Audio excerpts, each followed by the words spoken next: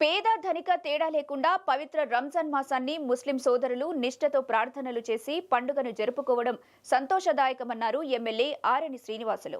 మైనారిటీల పెద్ద పండుగ రంజాన్ అని భక్తి శ్రద్ధలతో ఉపవాస దీక్షలు పూర్తి చేశారన్నారు. తిరుపతిలో ఆయన రంజాన్ ప్రార్థనల్లో పాల్గొన్నారు. క్రమశిక్షణ, దానగుణం, భక్తిభావం కలిగి ఉంటారని ముఖ్యమంత్రి, ఉప ముఖ్యమంత్రి మైనారిటీల పక్షపాతని గుర్తు చేశారు. ఆదాయం లేని మసీదులకు 5,000 ఇస్తామన్నారు. సందర్భంగా తిరుపతి ఈద్గా మైదానంలో వాళ్ళందరూ కూడా ముస్లిం సోదరులందరూ కూడా తెలుగుదేశం పార్టీ శ్రీ నారా చంద్రబాబు నాయుడు గారి తరఫున, నారా లోకేష్ గారి తరఫున, పల్లా శ్రీనివాస్ తరఫున అందరికీ కూడా ఈద్ ముబారక్ తెలియజేయడం జరిగింది. అదేవిధంగా ఇక్కడున్న ఈద్గా సమస్య పట్ల గతంలో కూడా సుడా చైర్మన్గా ఉన్నప్పుడు ఈ యొక్క దీనికి బదులు ఏదైతే మన వేదాంతపురం అగ్రహారం దగ్గర ల్యాండ్ని ఇచ్చే విధంగా కూడా ఆ రోజు ప్రతిపాదన చేయడం జరిగింది.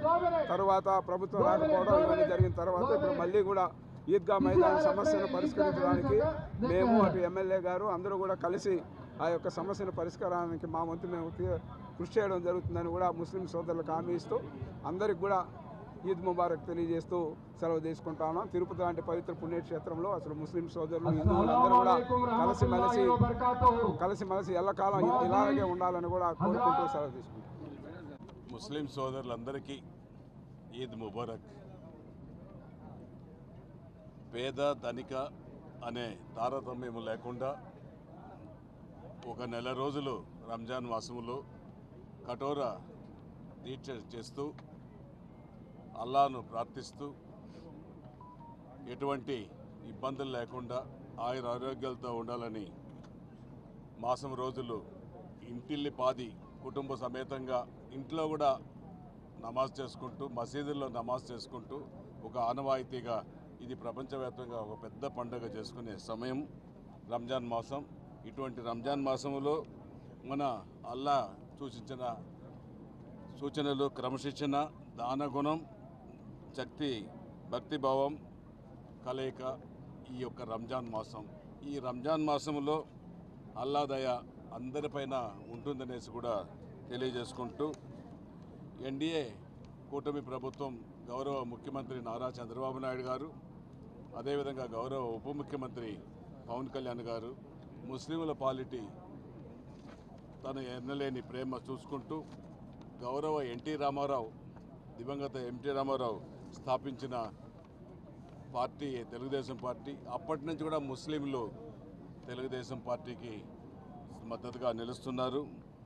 గత 5 ఏళ్లలో ఇనాములకు శాలరీస్ కూడా ఇవ్వలేని పరిస్థితుల్లో ఉండింది.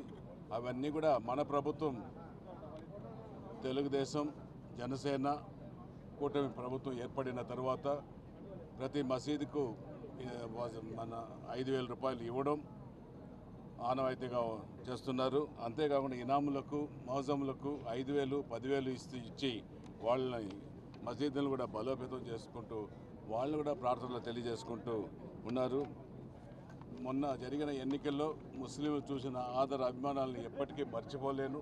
ఖచ్చితంగా కూడా వాళ్ళకు ఎల్లప్పుడూ ఏది జరిగినా ముస్లింలకు అండగా తోడుగా ఉంటాననేసి మరొక్కసారి తెలియజేస్తూ ఈ ఈద్గా మైదానం కూడా ఇందాక చెప్పడం జరిగింది. మరొకసారి చెప్తున్నాను, ఇది రైల్వే జోన్లో కొంత కలిసి ఉంది. రైల్వే వాళ్ళు మాది అని అంటున్నారు. దేనికి ఏది ఏమైనా గౌరవ ముఖ్యమంత్రి, గౌరవ ఉప ముఖ్యమంత్రి దృష్టికి తీసుకెళ్ళి, కేంద్ర ప్రభుత్వం దృష్టికి కూడా తీసుకెళ్ళి దీన్ని ఏవి అనుకూలంగా చేసే విధంగా ప్రయత్నిస్తామనేసి కూడా ఈ ఈద్గాకు మైనార్టీ సోదరులు తెలియజేస్తున్నాను. ఇన్ కేస్ ఒకవేళ కానప్పుడు ఆల్టర్నేట్ ల్యాండ్ కూడా సూచించేదానికి ప్రభుత్వం దృష్టికి తీసుకెళ్ళి, రెవెన్యూ దృష్టికి తీసుకెళ్ళి ఆల్టర్నేట్ ల్యాండ్ కూడా ఈద్గాకు మైనార్టీ సోదరులకు కల్పించే భావం చేసుకుంటారనేసి కూడా తెలియజేసుకుంటూ రంజాన్ మాసంలో ఈ ప్రార్థనలో మమ్మల్ని కూడా భాగస్వాములు చేసిన ఎన్డీఏ కూటమి నాయకులందరినీ భాగస్వాములు చేసిన తిరుపతి మైనార్టీ సోదరులందరికీ మరొక్కసారి ఈద్ ముబారక్.